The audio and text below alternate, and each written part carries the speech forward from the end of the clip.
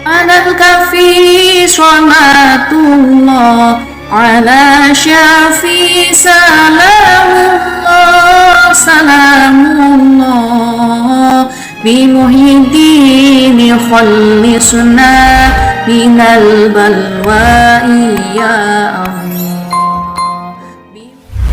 Kali ini kita akan membahas Sunan Gunung Jati, yang berperan penting dalam penyebaran Islam di tanah Pasundan, wilayah Barat Jawa pada abad ke-15 hingga 16. Gelombang Islamisasi yang kuat menyapu Nusantara, mencapai Pasundan, dan penduduknya dengan antusias menerima ajaran baru ini. Salah satu tokoh kunci dalam penyebaran Islam di Pasundan adalah Sunan Gunung Jati, yang berkedudukan di Cirebon. Sunan Gunung Jati dengan gigihnya menyebarkan ajaran Islam hingga ke pelosok Pasundan. Dakwahnya juga merambah ke pesisir Barat Jawa, yang kemudian dikenal sebagai Banten. Kegiatan dakwah Sunan Gunung Jati ini kemudian melahirkan dua negara Islam yang penting, yaitu Kesultanan Cirebon dan Kesultanan Banten. Dalam catatan sejarah, Sunan Gunung Jati dilahirkan sekitar tahun 1498 Masehi. Nama aslinya adalah Syarif Hidayatullah, sesuai dengan naskah Mertasinga yang dikutip oleh Agus Sunyoto dalam Atlas Wali Songo. Sunan Gunung Jati adalah putra dari Sultan Hak, yang memimpin negeri Bani Israel kini Palestina. Ibunya adalah Nyi Rara Santang, putri dari Raja Pajajaran. Sumber lain, seperti naskah Carita Purwaka Caruban Nagari, menyebutkan bahwa Sunan Gunung Jati adalah putra Sultan Mahmud, yang wilayah kekuasaannya meliputi Mesir hingga Palestina. Naskah ini juga mencatat tentang ibu Sunan Gunung Jati, yang dikenal dengan nama Nyi Rara Santang, atau juga dikenal sebagai Syarifah Mudaim. Naskah tersebut juga menyebutkan bahwa Sunan Gunung Jati memiliki seorang adik perempuan yang bernama Syarif Nurullah. Pendidikan Sunan Gunung Jati dimulai di Mekah, di mana beliau belajar di bawah bimbingan Syekh Najmurini Kubro. Setelah beberapa tahun di Mekah, Syekh Najmur Kubro memerintahkan Sunan Gunung Jati untuk berguru kepada Syekh Muhammad Athoillah di Mesir Utara. Kemudian, Sunan Gunung Jati diajak oleh Syekh Muhammad Athoillah untuk pergi ke Pasai, di mana beliau berguru kepada seorang ulama. Selama di Pasai, Sunan Gunung Jati belajar di bawah bimbingan Syekh Datuk Maulana Sidik, yang juga dikenal sebagai Maulana Ishak, yang ternyata adalah ayah dari Sunan Giri. Proses pembelajaran Sunan Gunung Jati berlanjut ke Karawang, di mana Syekh Datuk Maulana Sidik memerintahkan Sunan Gunung Jati untuk berguru kepada Syekh Bentong. Namun, saat tiba di Karawang, Syekh Bentong menolak menjadi guru Sunan Gunung Jati dan justru ingin belajar darinya. Kemudian, Syekh Bentong menunjuk Syekh Haji Jubah sebagai guru Sunan Gunung Jati. Namun, juga sama seperti Syekh Bentong, Syekh Haji Jubah juga ingin belajar dari Sunan Gunung Jati. Akhirnya, Syekh Haji Jubah menyarankan Sunan Gunung Jati untuk pergi ke Kudus dan menemui Datuk Bahrul sebagai gurunya. Ketika Sunan Gunung Jati tiba di Kudus, ia disambut dengan sukacita oleh Datuk Bahrul. Selama beberapa tahun, Sunan Gunung Jati belajar di bawah bimbingan Datuk Bahrul. Setelah merasa cukup, Datuk Bahrul kemudian memerintahkan Sunan Gunung Jati untuk pergi ke Ampel Denta dan belajar di bawah bimbingan Sunan Ampel. Saat di Ampel Denta, Sunan Gunung Jati menjadi saudara dengan Sunan Bonang, Sunan Giri, dan Sunan Kalijogo. Sunan Gunung Jati belajar dengan tekun di Ampel Denta hingga akhirnya Sunan Ampel memerintahkan agar Sunan Gunung Jati berdakwah di pesisir utara bagian Barat Jawa, yaitu Cirebon. Sunan Ampel mengirimkan muridnya ke Gunung Jati di Cirebon, dan itulah tempat di mana Syarif Hidayatullah lebih dikenal sebagai Sunan Gunung Jati. Sunan Gunung Jati memulai dakwahnya dengan menggunakan nama Syahid Kamil Pangeran Cakrabuana, atau juga dikenal sebagai Abdullah Iman.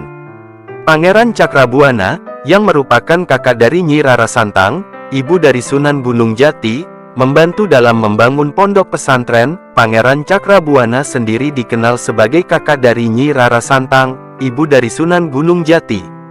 Selama mengajar di pesantren dan di antara masyarakat sekitarnya, Pangeran Cakrabuana kemudian lebih dikenal sebagai Syekh Jati. Banyak orang datang untuk belajar di pesantren Sunan Gunung Jati, termasuk Kidipati Keling beserta 98 pengikutnya. Kidipati Keling dan para pengikutnya kemudian menjadi santri Sunan Gunung Jati.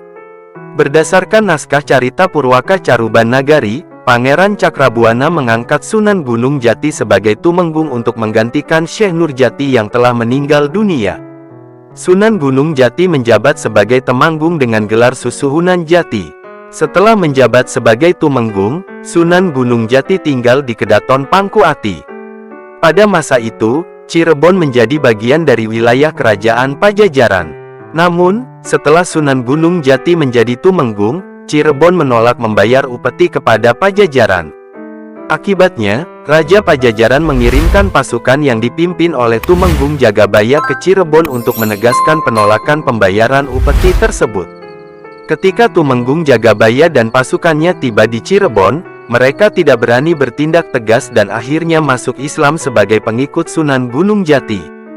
Menurut naskah Babat Cirebon yang dikutip oleh Agus Sunyoto dalam Atlas Wali Songo, Pangeran Cakrabuana dan Sunan Gunung Jati pergi ke ibu kota Pajajaran setelah Tumenggung Jagabaya dan pasukannya masuk Islam. Meskipun sempat dibujuk oleh Ki Buyut Tali Barat untuk menolak ajakan Sunan Gunung Jati, Prabu Siliwangi, pemimpin Pajajaran, akhirnya bersedia masuk Islam. Dalam naskah Burak Pajajaran, disebutkan bahwa setelah berdakwah di Banten, Sunan Gunung Jati berhasil mengislamkan seorang tokoh berpengaruh, Gede-Gede Engkau. Setelah sebulan berdakwah di Banten, Sunan Gunung Jati dan Pangeran Cakrabuana kembali ke Cirebon. Setelah kembali ke Cirebon, Sunan Gunung Jati lebih banyak mengajar di pesantren Cirebon dan menjalin hubungan yang kuat dengan Kesultanan Demak. Pangeran Jayakelana, putra Sunan Gunung Jati, menikahi Putri Pembayun, putri Raden Patah. Sunan Gunung Jati memiliki peran penting dalam pembangunan Masjid Agung Demak. 4 tiang penyangga utama, yang juga dikenal sebagai Soko Guru, Masjid Agung Demak dibuat oleh 4 anggota Wali Songo. Sunan Gunung Jati bertanggung jawab atas pembuatan Soko Guru sebelah barat daya Masjid Agung Demak. Sementara itu, Soko Guru sebelah tenggara dibuat oleh Sunan Ampel, sebelah barat laut oleh Sunan Bonang, dan sebelah timur laut oleh Sunan Kalijogo. Namun, selama berdakwah, Sunan Gunung Jati menghadapi serangan militer dari kerajaan Galuh yang dipimpin oleh Prabu Cakraningrat. Pasukan Galuh menyerbu Cirebon dengan kekuatan besar, meskipun kekuatan militer Cirebon belum sebanding dengan mereka.